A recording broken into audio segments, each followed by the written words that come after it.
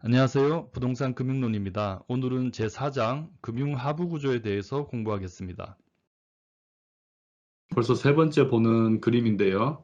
우리 금융제도는 금융기관, 금융시장, 그리고 금융하부구조 세 가지로 이루어져 있다고 얘기를 했습니다. 금융기관은 사업체를 얘기하는 거고, 금융시장은 이제 그 사업체들이 활동하는 장소죠. 이 둘은 금융상품으로 긴밀히 연결되어 있다 하고 이제 설명을 했습니다. 그런데 도대체 누가 이 금융기관 역할을 할 수 있도록 허가를 해줄 것이며, 금융기관으로서의 역할을 제대로 하고 있는지 감시도 하고 이제 할 거냐. 그 다음에 이 금융시장에서 제도를 만들고 그 시장과 관련된 그 제도가 잘 준수됐는지 누가 또 모니터링 할 거냐. 그리고 이제 금융기관과 금융시장에서 이제 그 민간에서 만들어진 사업체와 그 시장만으로 이제 잘 돌아가지 않는 여러 가지 사고나 분쟁이나 이런 게 있으면 어떻게 해결할 거냐. 이런 걸 생각해 보면 이런 제도가 잘 굴러가려면 저 금융기관이나 금융시장을 잘 서포트 해주는 그런 인프라가 필요합니다. 그래서 그런 인프라를 이제 금융하부 구조라고 얘기를 하는 거죠. 그래서 저것까지 잘 완비가 돼야 이 금융제도가 매끄럽게 굴러갈 수 있다. 금융하부 구조를 정의를 해보면 시장의 거래 준칙이나 법률 체계 이런 걸 통틀어서 금융하부 구조라고 합니다. 그리고 금융거래나 금융기관을 지원하거나 또는 감시하거나 하는 그런 기구들 이런 걸 다 합쳐서 금융하부구조라고 하는데 정의보다는 그냥 종류를 보면 느낌이 이제 딱 옵니다. 첫 번째 금융하부구조의 가장 대표적인 게 중앙은행 제도입니다. 대부분 자본주의 국가에는 이 중앙은행 시스템을 운영하고 있습니다. 우리나라는 한국은행이죠. 이 도대체 중앙은행이 이제 뭐 하는 곳이며 그 기능이 이제 금융제도를 어떻게 서포트하는지 이해를 해야 되고요. 두 번째는 이제 또 지급결제 제도라는 게 있습니다. 지급결제라는 것은 금전이나 신용을 주고받아서 서로 간에 남아있는 채권 채무 관계, 그게 이제 상거래에 의한 것이든 작은 거래에 의한 것이든 그거를 이제 해소하는 과정을 말합니다. 그러니까 우리가 돈을 지불하고 물건을 사는 것도 지급결제예요. 근데 이런 게 민간에서 재래식으로 발전해온 방식만으로 이 큰 자본시장이 유지될 수 없습니다. 상당히 복잡하고 신뢰도 높은 지급결제 제도가 필요하죠. 그런 거에는 뭐 어떤 게 있는지 종류 정도는 좀 알아야 되고요. 그 다음은 이제 금융감독제도입니다. 이게 이제 감시하고 룰을 만들고 잘못하면은 벌 주고 하는 종류의 일을 하는 제도죠. 특히 금융시장 종사자들은 이 금융감독제도를 잘 이해하고 있어야 됩니다. 그리고 이제 중앙은행과 함께 특히 은행을 중심으로 한 금융 시스템을 유지하는 아주 중요한 제도로서 예금보험 제도가 있습니다. 그리고 이제 거래소 제도가 있습니다. 자, 이전 시간에 금융시장을 이야기하면서 주식시장에 뭐 세 가지 시장이 있다라고 얘기했는데 그게 다 거래소입니다. 거래소는 주식만 있는 게 아니고 채권이나 파생 상품들이 거래되는 이제 거래소도 있습니다. 이런 것들도 잘 짜여진 룰에 의해서 잘 유지가 돼야 되겠죠. 근데 그 외에 이 다섯 가지에 속하지 않는 다양한 또 인프라들이 있습니다. 그것들의 종류와 기능을 간단하게 알아보겠습니다. 제일 첫 번째는 중앙은행 제도인데 이건 우리가 잘 알아야 되고 늘 예의주시해야 됩니다. 그러니까 중앙은행이 뭐 하는 곳이냐 하는 것은 우리가 좀 상식적으로 많이 알고 있어요. 독점적인 발권력을 가지고 있다. 이 발권이라는 것은 돈이죠. 우리나라 돈의 이름은 이제 한국은행권인데 그런 은행권을 발행할 수 있는 권리, 발권력이라고 합니다. 그러니까 대부분 국가에서 통화를 발행하는 권한은 중앙은행이 가지고 있죠. 그리고 이제 그런 걸 기반으로 특히 금융기관들 부족 자금 대출하는 이제 은행의 은행 역할을 한다. 금융 시스템이 잘 유지되도록 뭐 은행 간 자금 거래라든지 또는 은행에 대출을 해준다든지 이런 역할을 하고요.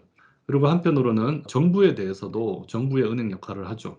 그와 함께 이제 이런 역할들을 하다 보니까 통화량이나 금리 같은 거를 조절할 수 있는 그런 권한이 있습니다. 이제 이걸 통해서 무엇을 달성하려고 하는 거냐면은 이제 물가를 안정시키고 우리 거시경제의 성장도 안정시키고 하는 역할을 하는 겁니다. 그래서 우리나라 한국은행도 통화량과 금리를 조절하는데 그 1차적인 목적이 이제 물가 안정에 있습니다. 상당히 중요한 역할을 하는 기관이죠. 중앙은행이라는 이 자본주의 시스템이 중앙은행이라는 아이디어를 언제 냈느냐? 이것도 수백 년 전으로 거슬러 올라갑니다. 중앙은행의 원조가 이탈리아다, 뭐 네덜란드다, 영국이다, 여러 가지 이제 이야기들이 있는데 현재로서 전 세계에 가장 큰 영향을 미치는 그래서 그 중앙은행이 무슨 회의를 할 때마다 전 세계 금융기관이 다 주목하는 국가는 당연히 미국입니다. 미국의 중앙은행 역할을 하는 하나의 조직, 이제 은행만 이제 있는 건 아닌데요. 그 시스템 자체를 연방준비제도라고 합니다. 이게 이제 Federal Reserve System을 번역한 거예요. 그걸 줄여서 이제 애칭으로 Fed 이렇게 많이 부릅니다. 그래서 미국에서 이제 Fed다 그러면은 저 연방준비제도를 말한다 이렇게 이해하면 되고요. 이 제도는 이제 거대한 시스템이에요. 이 시스템 안에는 이제 저 연방준비제도와 관련된 중요한 의사결정을 하는 이사회, Board of Governors라는 이사회가 있고요. 그리고 특히 중앙은행이 시장에 개입하는 통화량이나 금리 뭐 이런 걸 조절하는 게 중요한 기능이라고 했잖아요. 이와 관련된 의사결정을 하는 흔히 이제 FOMC라고 부르는 이게 이제 Federal Open Market Committee에서 위원회 이름입니다. 이런 위원회도 있고요. 그러니까 이 위원회가 이제 1년에 한 8번 회의를 하는데 이제 그때마다 전 세계 금융기관이 이제 들썩들썩 합니다. 그러니까 최근에 미국이 이제 페드가 금리를 올리기 시작했다. 이제 이런 기사들을 아마 보셨을 겁니다. 20년, 21년, 2년간 코로나19 때문에 전 세계 경기가 많이 침체가 됐고 그래서 미국도 그렇거니와 대부분 국가에서 금리를 상당히 낮게 유지를 해왔습니다. 그래서 이제 그 경기 활성화를 이제 도모했었는데 그런 역할도 미국의 페드를 비롯한 대부분 중앙은행들이 해온 거고요.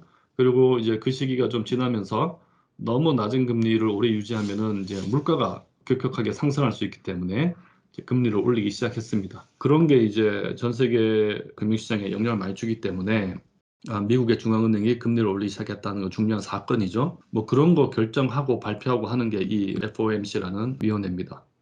그래서 이런 뭐 상위의 조직들이 있고 그 산하에 Federal Reserve Bank, 그러니까 은행들이 미국에 12개가 있습니다.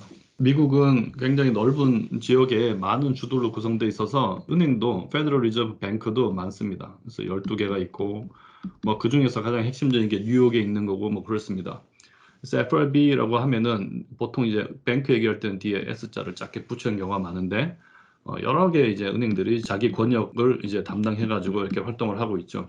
이 전체적인 시스템을 페드라고 합니다. 그래서 이런 중앙은행의 장은 대통령하고도 조금 독립적으로 그러니까 중앙정부로부터 좀 독립돼서 통화량이라든지 금리와 관련된 의사결정을 할 수 있도록 권한을 가지고 있습니다. 그래서 연방준비제도 이사회의 의장은 또 전 세계가 이제 주목하는 그런 인물이죠. 뭐 그게 미국의 이제 페드고요. 우리 가까이 있는 중국도 이제 중국 인민은행, 그러니까 PBC가 중앙은행입니다. 일본은 이제 일본은행, BOJ, 그러니까 Bank of Japan이고요. 제일 중요한 우리나라의 한국은행은 이제 Bank of Korea라고 해서 BOK라고 보통 부릅니다. 그리고 한국은행에서 미국의 FOMC 같은 역할을 하는 위원회가 금융통화위원회입니다. 이 회의가 이제 자주 열리거든요. 그리고 주기적으로 열리면서 금리를 뭐 동결한다, 올린다, 낮춘다 이런 발표를 하는데 그때마다 우리 금융시장이 반응을 합니다. 기준금리 조정하고 한국은행권, 이게 우리나라 돈 이름이 한국은행권이에요. 아까도 얘기했지만 그다음에 뭐 여수신 정책이나 공개시장 운영, 이 공개시장이라는 게 오픈 마켓을 번역한 말인데 한국은행이 시장에서 이제 채권을 사들이고 뭐 팔고 하는 이제 그런 여러 가지 방식으로 이제 이 시장에 개입하는 것을 말합니다. 근데 그렇게 통화량을 조절하거든요. 요 FOMC 할 때 이 오픈 마켓 이게 요거 얘기하는 겁니다. 그다음에 뭐 기타 이제 은행을 비롯한 중심으로 한 금융기관들 검사하고 뭐 이런 역할들도 합니다. 그런 것과 관련된 중요한 의사결정을 심의하고 의결하는 기관이 금융통화위원회입니다. 이 위에 있는 사진이 미국 페드의 전경입니다. 저 건물에서 중요한 회의들이 이루어지는데 지금 이 사이트는 이제 아까 봤던 최고 의사결정 기구인 이사회 보드 오브 가버넌스 홈페이지입니다. 여기 보면은 이제 페드에 대해서 이제 소개도 하고 있고 그 다음에 이제 통화 정책에 대해서 설명하고 감시나 제도, 즉 규제와 관련된 사항, 그 다음에 페이먼트 시스템에서 이게 뒤에서 볼 지급 결제 제도입니다. 그런 것도 대부분 각국 중앙은행이 하는 중요한 역할을 하고 있습니다.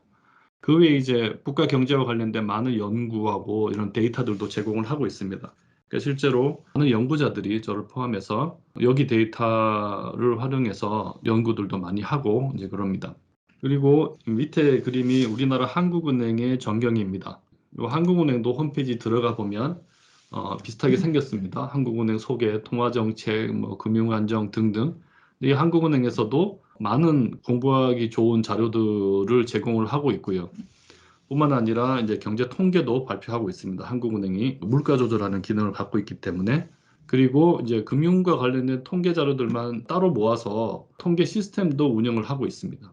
저기 들어가 보기 전에 여기 경제 교육이라는 파트를 보면 한국은행에서는 이제 근데 무료로 교육도 많이 하고 있고요. 온라인 학습도 하고 여러 가지 경제와 관련된 도서도 발간합니다. 그래서 PDF로 제공을 하고 있어서 이 사이트에서 아주 그 양질의 자료들이 많기 때문에 여러분들이 좀 자주 방문해서 봤으면 좋겠습니다.